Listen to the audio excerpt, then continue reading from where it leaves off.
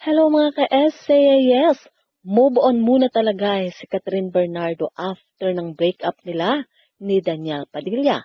Abalang-abala ang aktres sa kanyang trabaho, aba at sunod-sunod talaga. Matapos nga ang pagpapakulay ng buhok, sinimula na nga ni Catherine na ipromote ang kanyang mga endorsement gamit ang kanyang official IG account. Isa, dalawa, tatlo, agad-agad na endorsement ang makikita sa IG ng aktres. Very classy habang suot ang ipinagmamalaking jewelry. Caption nito, "As I wrap up the year, I look back and appreciate the new families I made." At syempre, napakarami ang nag-like niyan. Kitang-kita nga kung paano i-promote ni Kat ang kanyang mga endorsement. Sa post niyang suot ang isang jacket, say ni Catherine, excited siya sa bagong TCL C755 Ultra Mega TV sa kanilang bagong bahay. Well, kilala nga si Catherine na lahat ng produkto na kanyang ini-endorso ay talagang ginagamit niya. At yun nga, excited siya na ito ay ilagay sa kanyang bagong bahay.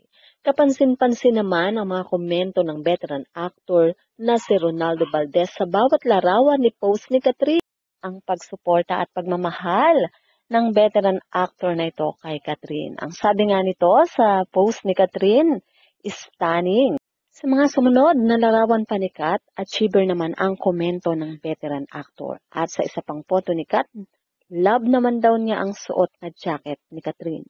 Well, nagkasama sa isang project si Ronaldo Valdez at Kat at simula nga noon ay naging super close na ang dalawa. Samantala, kapansin-pansin din ang good comment ng former executive ng GMA Artist Center na si RC Baltasar.